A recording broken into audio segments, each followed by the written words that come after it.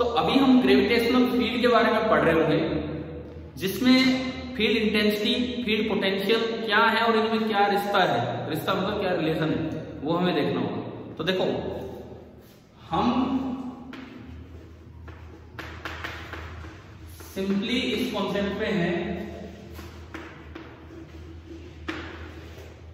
Gravitational field. कोई भी इलाका जिसके अंदर अगर आप किसी मास को रख दो और उस पर फोर्स लग जाए, मास को रख दो और उस पर फोर्स लग जाए, तो उस इलाके को क्या बोलते हैं हम? Gravitational field. इस इलाके में कोई ओरिजिन हो सकता है, कोई एक्स एक्सिस हो सकता है, कोई वाई एक्सिस हो सकता है, कोई जेड एक्सिस हो सकता है, और कोई पोजीशन होगी एक्स वाई जेड। और इस पोजीशन का पोजीशन वेक्टर, ये हमने बोला वेक्टर आर। इस पोजीशन का पोजीशन वेक्टर हमने बोल दिया r, x i cap plus y j cap plus z cap.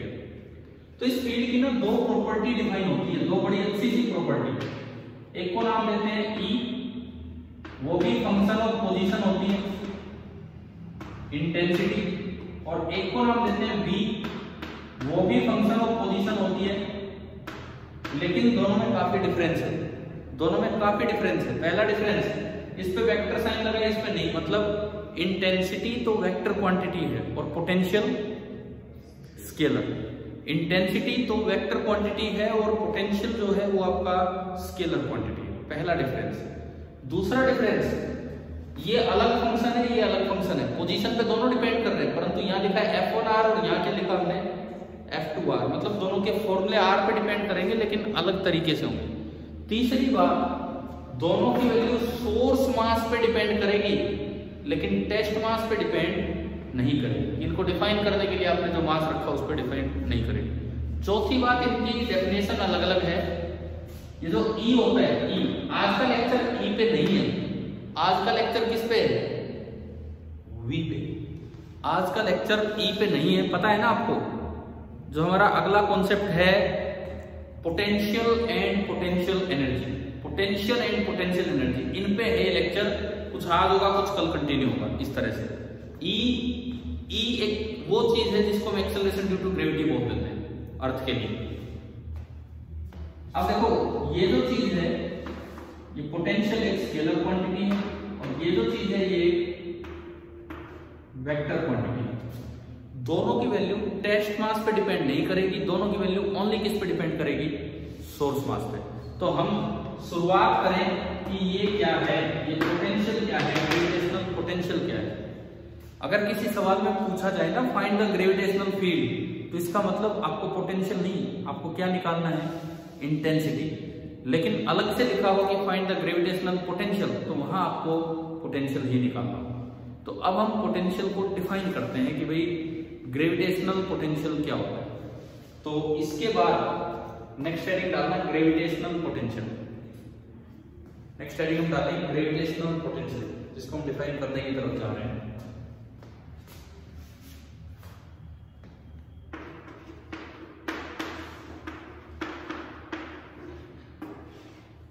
Gravitational potential, इसको हम डिफाइन कर रहे हैं, देखते हैं क्या होगा। देखो, कोई भी इलाका दूर तक फील्ड फैला हुआ है। मुझे ये कोई पॉइंट P दिया गया और मुझे इस जगह का पोटेंशियल बताना है V एट P क्या होगा, वो बताना है। तो सबसे पहले जब भी आप किसी पोटेंशियल को डिफाइन करते हैं, पोटेंशियल या पोटेंशियल एनर्जी को डिफाइन करते समय आपको एक जीरो लेवल हमेशा एज्यूम करना पड़ता है। और अक्सर हम जीरो लेवल मानते हैं इनफाइनाइट सेपरेशन पर, बहुत ही दूर जहां फील्ड का असर ही नहीं। तो शुरुआत यहां से होगी, let V at infinity be 0।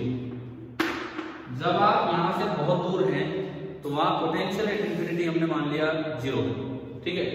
तो भाई ये है कोई पॉइंट, मैं मान रहा हूं बहुत दूर है ये पॉइंट, तो दिस पॉइंट इज इंफिनिटी, बहुत दूर ही है। मुझे P पॉइंट का पोटेंशियल लिखना है। पहला सवाल मैं बता चुका, हालांकि इसका जवाब, क्या पोटेंशियल टेस्ट मास पे डिपेंड करेगा? नहीं, वो केवल सोर्स मासेस पे डिपेंड कर रहा होगा, लेकिन उसको डिफाइन करने के लिए टेस्ट मास की जरूरत पड़ेगी। कैसे? सुनो, मैं इंफिनिटी से एक छोटे से मास को लेके चलना, टेस्ट मास को लेके चलना इन्फिनिटी से। देखो फील्ड इंटेंसिटी को डिफाइन करना आसान था। अगर P पॉइंट पे फील्ड इंटेंसिटी डिफाइन करनी है, अगर P पॉइंट पे फील्ड इंटेंसिटी डिफाइन करनी है तो आपको एक ही काम करना है, P पे कोई टेस्ट मास रखो m, उस पे फोर्स निकालो F और F को m से डिवाइड कर दो और न्यूटन पर केजी में आ जाती है आपकी फील्ड इंटेंसिटी। क्या याद है ये वाला कॉन्सेप्ट? Yes sir. है ना? लेकिन पोटेंशियल अलग तरीके से डिफाइन होता है। पोटेंशियल क्या कहता है? इन्फिनिटी से एक मास m को लेके चलो, धीरे धीरे लाना है, ठीक है, धीरे धीरे लाना है। कहां तक? इन्फिनिटी से कहां तक? जीरो लेवल से कहां तक? जहां का आप पोटेंशियल डिफाइन करने वाले हो, P पॉइंट तक। लेकिन एक बात का बड़ा ध्यान रखना है, भगा के नहीं लाना है, धीरे धीरे लेके आना, भगा के नहीं लाना है, बिल्कुल धीरे धीरे लेके आना। मतलब क्या इस बात का? जैसे यूं बताओ, मैं इधर लेके आ रहा हूं तो मैं फोर्स आगे लगाऊंगा या मैं फोर्स पीछे लगाऊंगा? मैं फोर्स आगे लगाऊंगा या मैं फोर्स पीछे लगाऊंगा? देखो वैसे तो दिमाग में आता है आगे लेके जाना है तो धक्का आगे लगाओ, पर आगे ले जाने के लिए आपके फोर्स की जरूरत नहीं है। ग्रेविटेशनल फोर्स अट्रैक्टिव होते हैं या रिपल्सिव होते हैं? अट्रैक्टिव। अगर इधर मास रखा है तो अपनी तरफ खींच रहा होगा, समझ रहे हो? और आप इंफिनिटी के अंदर सारे मास इधर ही होंगे तो अपनी तरफ खींचोगे तो आपको उसको लटकना पड़ेगा भाई, धीरे धीरे चल। मतलब मुझे फोर्स इधर रखना पड़ेगा, भाग ना जाए, समझ गए हो ना? अगर छोड़ दिया तो भाग जाएगा, मतलब मुझे उसे ले जाने में वर्क नहीं करना पड़ रहा, मुझे उसे रोकने में वर्क करना पड़ रहा है। जैसे भी हो, कैसे भी आपने वर्क किया। अब सुनो, पोटेंशियल एट P को कैसे डिफाइन करते हैं? मैं आपको 4 डेफिनेशंस दे रहा हूं, एक ही डेफिनेशन उसी से 4 बनते हैं। पहली डेफिनेशन, आप किसी भी टेस्ट मास को लेके आ रहे हो, और एक चीज ये दिमाग में रखना, दिस डेफिनेशन या ये जो एक्सप्रेशन आएगा, this is independent of the path chosen for bringing the test particle.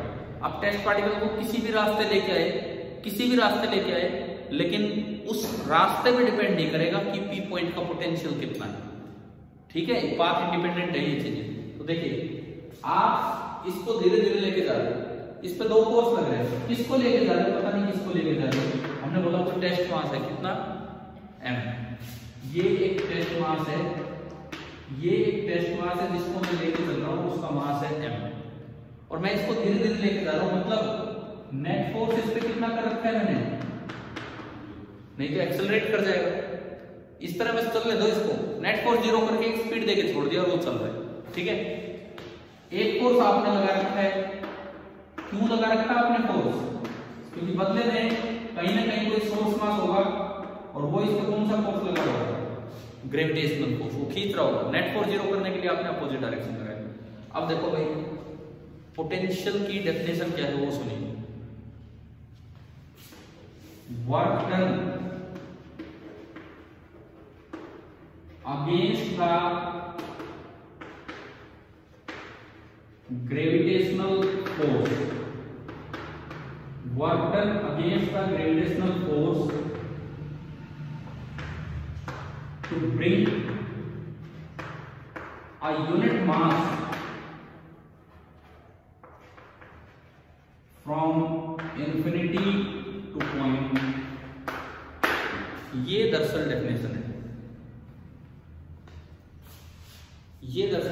है, किसी भी P पॉइंट पे अगर आपको ग्रेविटेशनल पोटेंशियल लिखना है तो एक यूनिट मास को, मतलब m बराबर 1 kg लेके एक यूनिट मास को 0 लेवल मतलब इंफिनिटी से यहां तक लाने में work done against the gravitational force कितना करना पड़ा, वो यहाँ का पोटेंशियल। अब एक बात बताओ, वर्क डन अगेंस्ट फोर्स सिखाया था कभी वर्क एनर्जी पावर में?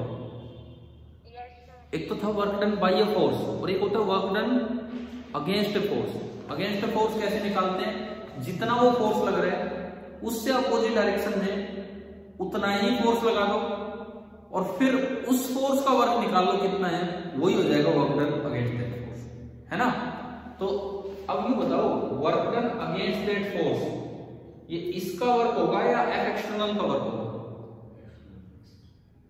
अगर आपने नेट फोर्स कितना कर रखा है 0, तो ये जो work done against gravitational force है दरअसल ये किसका वर्क है? एफ एक्सटर्नल का, या फिर जितना इसने काम किया उसका नेगेटिव। तो अब देखो यहां से 4 डेफिनेशंस बनेगी, पहली डेफिनेशन, बिल्कुल first definition, potential at point P is equal to W external. ध्यान से सुनना अभी, W एक्सटर्नल, एक्सटर्नल पावर कहां से कहां लाने में, इंफिनिटी टू P। कैसे लाने में, भगा के नहीं लाना है, स्लोली लाने को हम यूं भी लिख सकते हैं कि चेंज इन काइनेटिक एनर्जी कितनी कर दी। मैंने छोटा सा लिखा है डेल्टा के बराबर 0। अब सुनो, ये तो m मास को लाने का वर्क है, लेकिन डेफिनेशन कहती है किसको लाने का वर्क निकालना है, यूनिट मास। तो अगर m को लाने का वर्क कितना है, तो 1 को लाने का वर्क डिवाइड बाई m हो जाएगा। तो पहली जो डेफिनेशन बनी वो ये सोर्स मास नहीं है, ये कौन सा मास है, टेस्ट मास, जिसको आप लेके आ रहे हो। बताओ क्या पहली डेफिनेशन समझ आ रही है? हाँ जी बोलो, कोई डाउट तो नहीं है इसमें। सेकंड डेफिनेशन, सेकंड,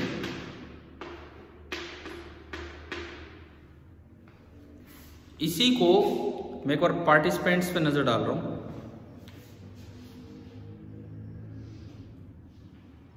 चलिए ठीक है, देखिए दूसरी डेफिनेशन क्या है उस पे हम आते हैं। इसी को मैं work done by the gravitational force की टर्म्स में लिख सकता हूं। अगेंस्ट द ग्रेविटेशनल फोर्स का मतलब है negative of by the gravitational force. तो दूसरी डेफिनेशन होगी माइनस ऑफ W ग्रेविटेशनल, कहां से कहां लाने का work, infinity to P divided by m। अब इसमें और इसमें एक फर्क आपको दिख रहा होगा, बताओ एक बड़ी चीज जो मैंने छोड़ दी है यहां नहीं लिखी,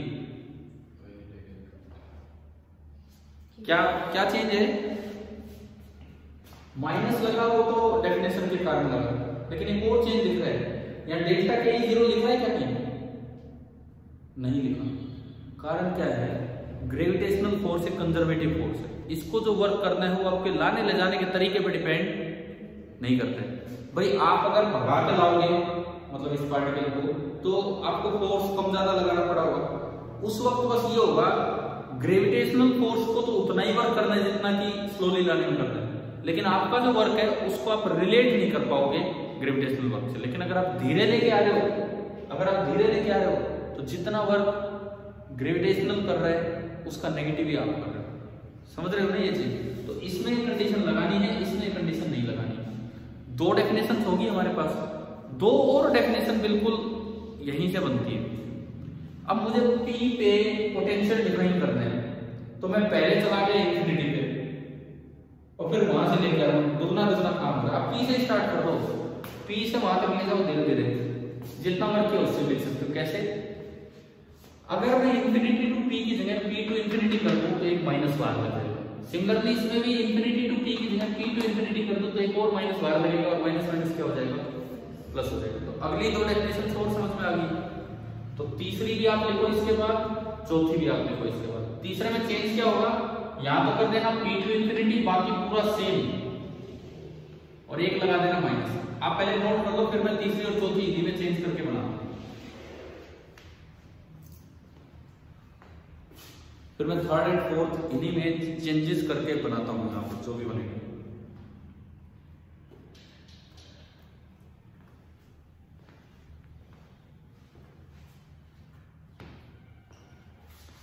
थर्ड डेफिनेशन ये होगी, यहां माइनस लगा और यहां हो गया P टू इंफिनिटी।